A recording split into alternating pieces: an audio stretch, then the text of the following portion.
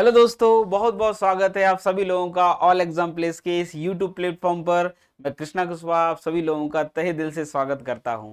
बेटा, जैसे कि आप सब लोगों को पता है, यूजीसी नेट का ज्योग्राफी का पेपर हमारा हो चुका है।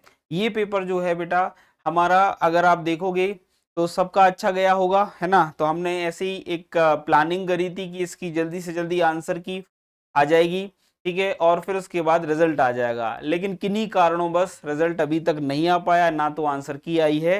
तो फिर आप बच्चों को इसका बहुत ज्यादा इंतजार है, हम सब समझ रहे हैं। लेकिन बात यह है कि अब हम इस चीज पर रुके नहीं रह सकते हैं। रिजल्ट काफी डिले हो रहा है, आंसर की अभी तक नहीं जारी की गई है। तो ऐसे में हम सब बच्चों को क्या करना चाहिए, मतलब हमारी क्या प्लानिंग रहनी चाहिए, इस मुख्य बात को ध्यान में रखते हुए आज अपन ये वीडियो सेशन कर रहे हैं।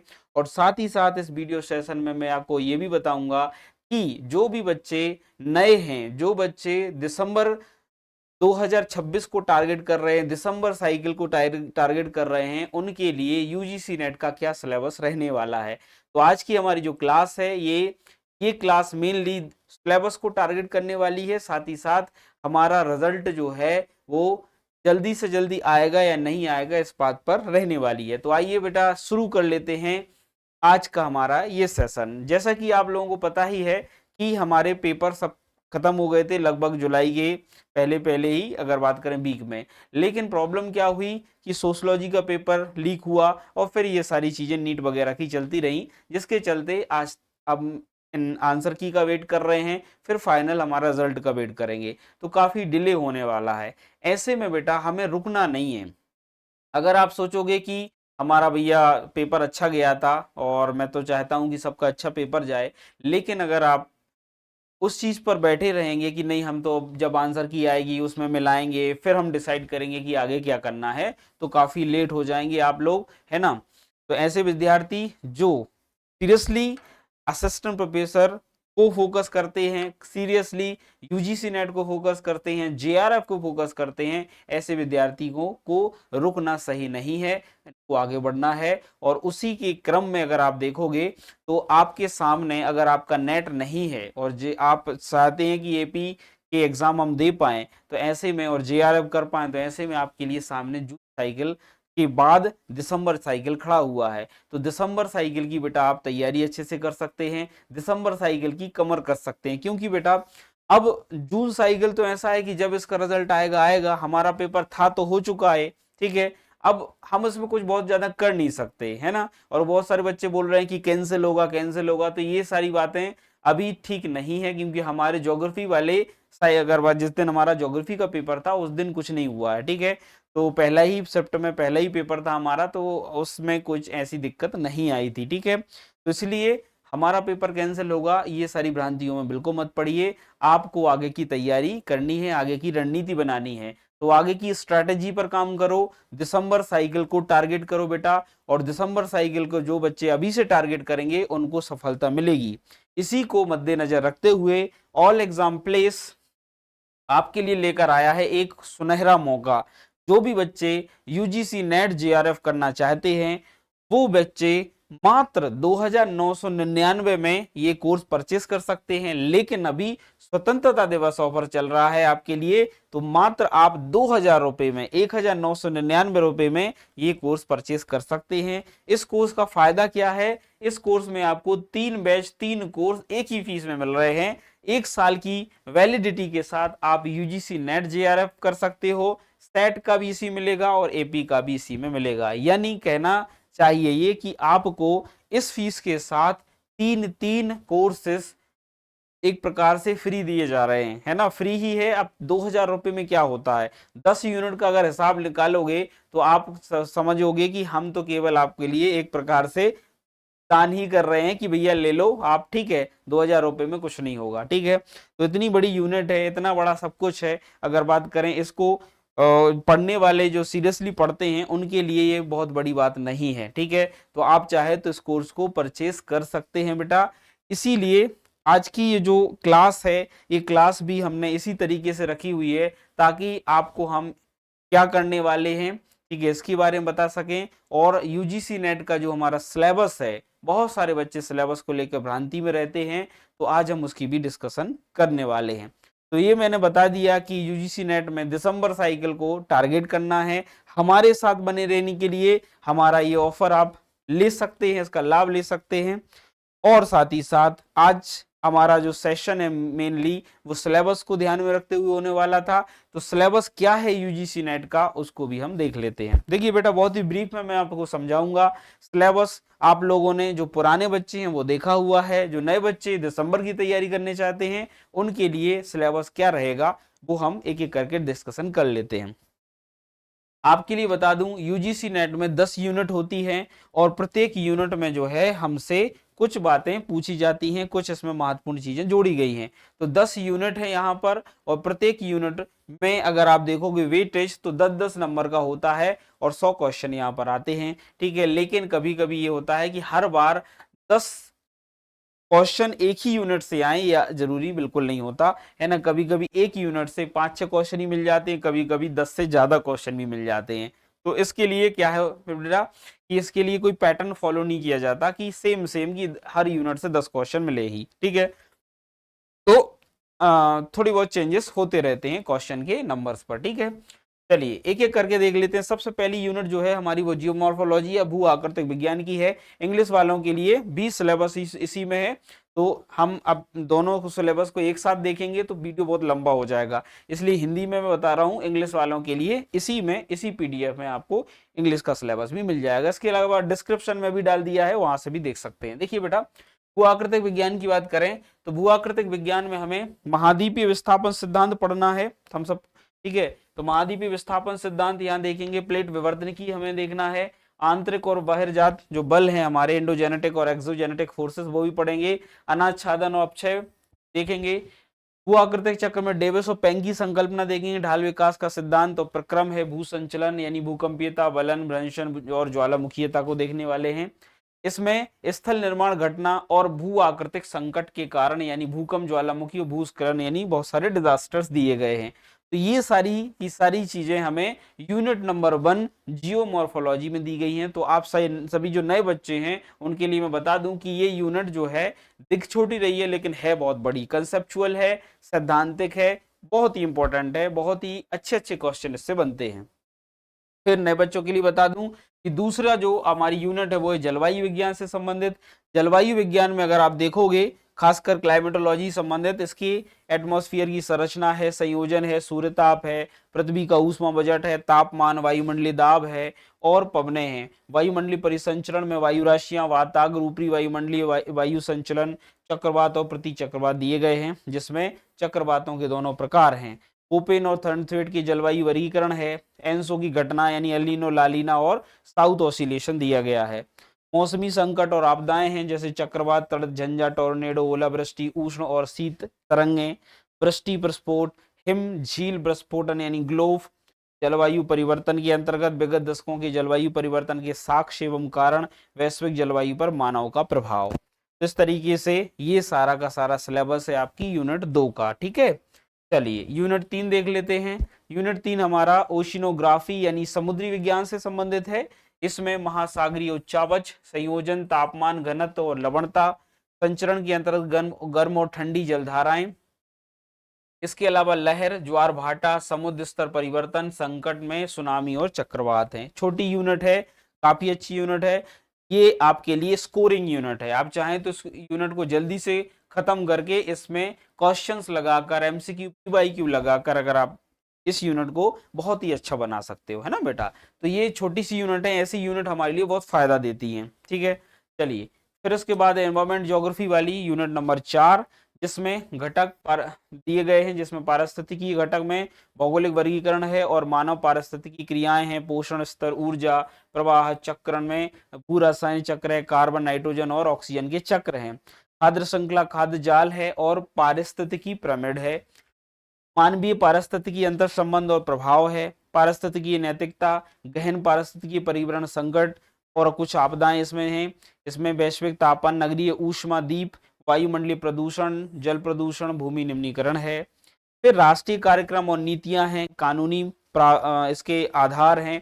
पर्यावरण नीति, अंतर्राष्ट्रीय समझौते, अंतर्राष्ट्रीय कार्यक्रम और नीतियां हैं, ब्रंडलैंड कमीशन वेरी वेरी इंपॉर्टेंट है ना। इसके अलावा क्योटो प्रोटोकॉल, एजेंडा 21, इसके अलावा धारणी विकास एवं पेरिस एग्रीमेंट है, इसमें शामिल किया गया है। तो ये यूनिट हमारे लिए अगर आप देखोगे इंपॉर्टेंट है, ठीक है। यूजीसी नेट में से बहुत सारे क्वेश्चन आते हैं, करंट के क्वेश्चन आते हैं। कैसे आते हैं बेटा? करंट के क्वेश्चन इसमें हमसे पूछे जाते हैं, ठीक है। तो इस तरीके से देखें हम तो ये यूनिट करंट को टच करते हुए हमसे पूछी जाती है। तो ये चौथी यूनिट हो जाती है। पांचवी यूनिट काफी बड़ी है, इसको एक एक करके आप अच्छे से पढ़ लीजिएगा। मैं बता देता हूं, पांचवी जो यूनिट है जनसंख्या भूगोल से संबंधित है, ये सबसे बड़ी यूनिट है।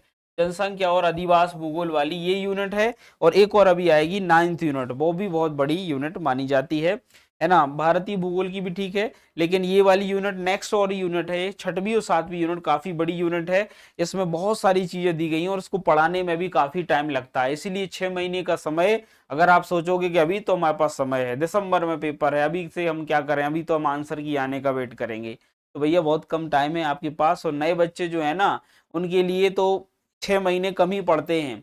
तो 6 महीने में ज्योग्राफी का सिलेबस हो जाएगा और आप ऐसा सोचो कि नहीं हो ही जाएगा, तो ऐसे में नहीं निकलता पेपर, ठीक है। पेपर निकालने के लिए कम से कम आपको 6 महीने तो केवल आपको ज्योग्राफी के लिए डेडिकेटेड करने पड़ेंगे और फर्स्ट पेपर फिर छोड़ दो आप।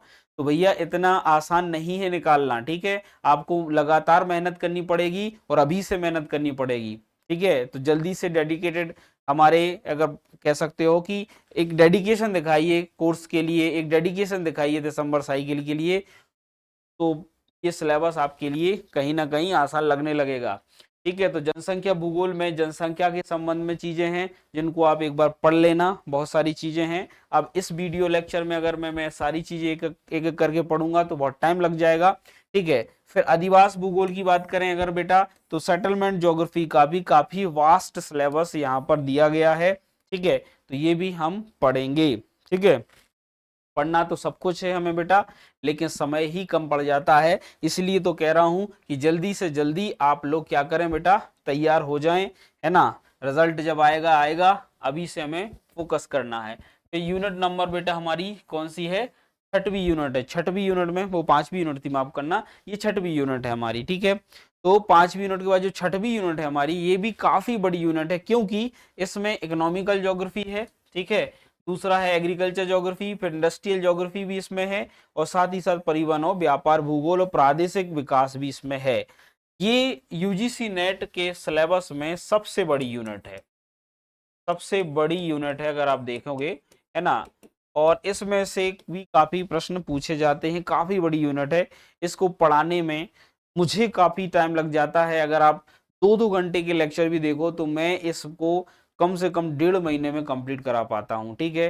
तो 2 घंटे के लेक्चर 1.5 महीने में कंप्लीट हो रही है, बड़ी यूनिट है, ठीक है। और इससे काफी क्वेश्चन पूछे जाते हैं। तो इसीलिए बेटा आप लोगों के लिए, जब मैं ही 1.5 महीने ले रहा हूँ पढ़ाने में, तो आप लोगों के लिए सोचिए कम से कम 2 से 2.5 महीने तो चाहिए, ठीक है। तो ये वाली यूनिट हम अच्छे से करते हैं। इस यूनिट में इकोनॉमिक, पॉलिटिकल, एग्रीकल्चर ज्योग्राफी है, इसमें इंडस्ट्रियल ज्योग्राफी है, परिवहन और व्यापार भूगोल है, और प्रादेशिक विकास है, जिसको हम एक एक करके देखेंगे, ठीक है। तो ये वाली यूनिट हमारी हो जाती है कौन सी यूनिट बेटा? छठवीं। इसके बाद सातवीं यूनिट है, जिसमें है कल्चरल ज्योग्राफी, सोशल और पॉलिटिकल ज्योग्राफी है।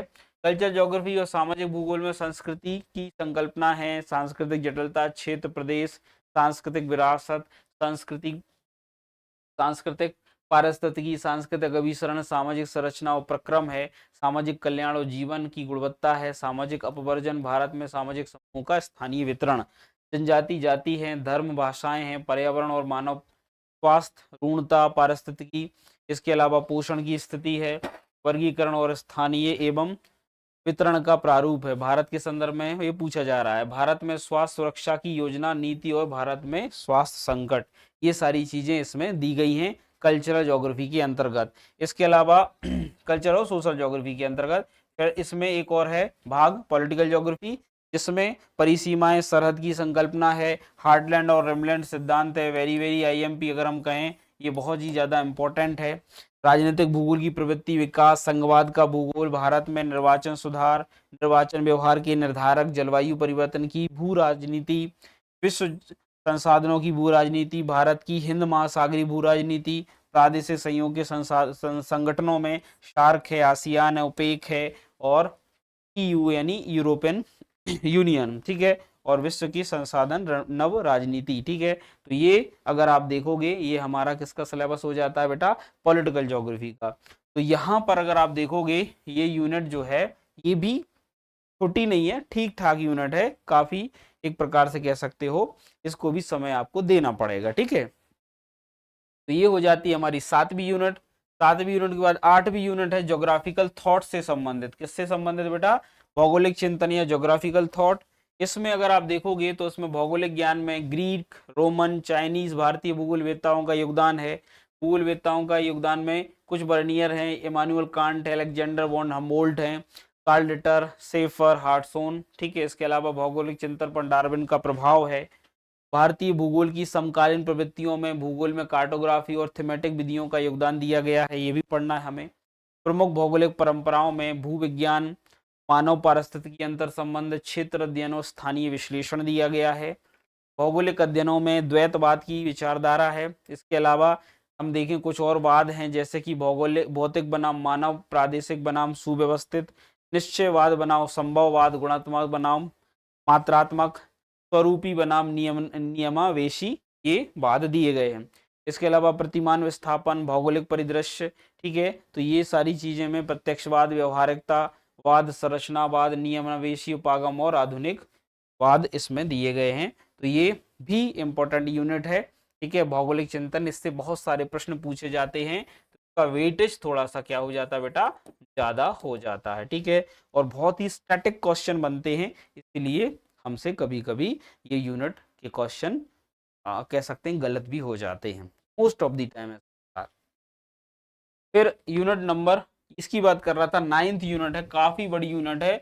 ये हमारे प्रैक्टिकल ज्योग्राफी से, मॉडर्न ज्योग्राफी से संबंधित है। तो ये मॉडर्न ज्योग्राफी की यूनिट है, प्रैक्टिकल ज्योग्राफी की यूनिट है। और इसमें अगर आप देखोगे इसका सिलेबस तो काफी ब्रॉड सिलेबस है। एक बार आप इस पूरे सिलेबस को पढ़िएगा, क्योंकि मुझे पढ़ने में काफी टाइम लग जाएगा। आप इस पूरी यूनिट को, सिलेबस को एक बार अच्छे से देखना है। ये यूनिट जो है अगर आप देखोगे, आजकल इस यूनिट से बहुत सारे क्वेश्चन पूछे जाने लगे हैं। पहले भले ही नहीं पूछे जाते थे, लेकिन अब मॉडर्न ज्योग्राफी यानी प्रैक्टिकल ज्योग्राफी से बहुत सारे क्वेश्चन पूछे जाते हैं। तो आपको ये यूनिट को बिल्कुल नहीं छोड़ना है। बहुत सारे बच्चे बहुत बड़ी गलती करते हैं, 9th यूनिट को बहुत ज़्यादा सीरियसली नहीं लेते हैं, जबकि मेरा मानना है 9th यूनिट अगर आपने थोड़ी सी अच्छे से पढ़ ली ना, तो बिल्कुल सीधे सीधे क्वेश्चन आते हैं और आसानी से बन जाते, बहुत आसान होते हैं। पर हम पढ़ते ही नहीं है, तो हमें वो टफ लगने लगते हैं, ठीक है। तो ये हमारी 9th यूनिट है। और अगली यूनिट है हमारी 10th यूनिट, भूगोल भारत का, हमारे प्यारे भारत का भूगोल, है ना। तो इंडियन ज्योग्राफी से संबंधित यूनिट है। और इंडियन ज्योग्राफी में हमें भारत के प्रमुख भू आकृतिक क्षेत्र, उनकी विशेषताएं, अपवाह तंत्र के बारे में पढ़ना है। इसके अलावा देखें अगर तो भारत का मॉनसून है, जलवायु है, ठीक है। इसके अलावा अगर आप देखिएगा प्राकृतिक संसाधनों के प्रकार है, मिट्टियां हैं, खनिज है, महासागरीय संसाधन है। इसके अलावा भारत की डेमोग्राफी है, ठीक है। इसके अलावा जनसंख्या के निर्धारक हैं, भारत की जनसंख्या नीतियां हैं। फिर भारत में कृषि से संबंधित चीजें हैं, फसल प्रदेश, कृषि प्रकार, प्रादेशिक विविधता, भारतीय कृषकों को प्रभावित, कृषि को प्रभावित करने वाले कारक। इसके अलावा कृषि, जलवायु, प्रदेश, इंपॉर्टेंट टॉपिक है ये, हरित क्रांति, खाद्य सुरक्षा और भोजन का अधिकार। इसके अलावा स्वतंत्रता प्राप्ति से अब तक औद्योगिक विकास कैसे हुआ, यानी इंडस्ट्रियल ज्योग्राफी से संबंधित भारत में। फिर परिवहन का विकास है, हमारी ट्रांसपोर्टेड ज्योग्राफी। फिर आंतरिक और बाह्य व्यापार यानी ट्रेड ज्योग्राफी से संबंधित है। इसके अलावा भारत का वैश्वीकरण का भारत की अर्थव्यवस्था पर क्या प्रभाव है, इकोनॉमिक ज्योग्राफी है, जो कि भारत से संदर्भ है के से संबंधित है। भारत में प्राकृतिक आपदाएं भी यहाँ पर दी गई हैं। तो कुल मिलाकर इंडिया से संबंधित उसकी पॉलिटिकल, उसकी ज्योग्राफिकल, उसकी इकोनॉमिकल, उसकी अगर आप देखोगे सोशल और कल्चरल भी, है ना, ये सारी की सारी चीजें इसमें जोड़ी गई हैं। तो आपको इंडियन ज्योग्राफी में पढ़नी होती है, ठीक है। साथ ही साथ कुछ डिजास्टर्स को भी इसमें इंडिया के अगर आप देखें पर्सपेक्टिव से इंपॉर्टेंट पूछा जाता है। ठीक है, तो ये यूनिट अगर हम देखें बाकी सभी यूनिट में सबसे ज्यादा वेटेज रखती है। इस यूनिट से 10 से लेकर 15 क्वेश्चन तक हमें पूछे जा सकते हैं। तो सबसे ज्यादा वेटेज अगर देखें तो वो इसी यूनिट का हमें देखने को मिलता है। तो ये यूनिट हमारे लिए क्या हो जाती है बेटा, IMP हो जाती है। ठीक है, तो इंडियन ज्योग्राफी से काफी क्वेश्चन पूछे जाते हैं। तो ये रहा बेटा आपका 10 यूनिट का महत्वपूर्ण सिलेबस जो यूजीसी नेट द्वारा दिया जाता है। तो आप लोग अगर जून साइकिल को आसान बनाना दिसंबर साइकिल को आसान बनाना चाहते हैं और चाहते हैं कि समय पर सिलेबस कंप्लीट हो जाए बेटा आपका, तो आप लोगों को क्या करना है, आप लोगों को अपना जो बैच चल रहा है यहाँ पर आपके लिए मात्र 2000 रुपए में इसको आप ले सकते हैं बेटा, है ना। तैयारी तो सब करते हैं बेटा, लेकिन विद इन टाइम तैयार हो जाएं वही सबसे महत्वपूर्ण माना जाता है। तो दिसंबर को टारगेट करना है और दिसंबर की इस एक कह सकते हो कि ये परीक्षा को क्वालिफाई करना है, अगर आपको JRF लगाना है तो हमारे साथ आइए, हम आपकी बहुत अच्छे से तैयारी कराएंगे। इस पूरे कोर्स में आपको एक कह सकते हो कि संक्षिप्त में सारी यूनिट का सार मिलने वाला है। कैसे क्वेश्चन आते हैं, कौन कौन सी चीजें आएंगी, सिलेबस क्या है, PDF में नोट्स, सब कुछ इसमें मिलता है। मतलब बुक आपको नहीं देखनी पड़ेगी फिर। और मैं ये गारंटी दिलाता हूं आपको कि जब आप ये सिलेबस कंप्लीट कर लोगे ना, तो आपको फिर कोई ना बुक की जरूरत पड़ेगी, ना ही किसी प्रकार के आपके कोई नोट्स की जरूरत पड़ने वाली है। कंप्लीट पैकेज है ये आपके लिए, मात्र 2000 रुपये। तो आप लोगों के लिए सुनहरा मौका है, जल्दी से जल्दी ऑफर का लाभ लें। सीमित सीटें हैं, सभी को ये ऑफर नहीं मिलेगा, स्वतंत्रता दिवस तक का ऑफर है। तो आइए हमसे जुड़िए और अपनी तैयारी को बहुत ही अच्छा बनाइए।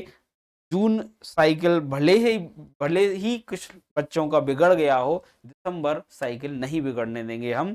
फिर से कमर कस लीजिए और तैयार हो जाइए अगले युद्ध के लिए। ठीक है, आज की क्लास, आज का ये वीडियो यहीं समाप्त हो रहा है। आप सब लोगों का बहुत बहुत धन्यवाद, आप सब लोगों का प्यार, आप सब लोगों का इसी तरीके से ऑल एग्जाम प्लेस के साथ जुड़ाव बना रहे। थैंक यू सो मच बेटा। जय हिंद, नमस्कार।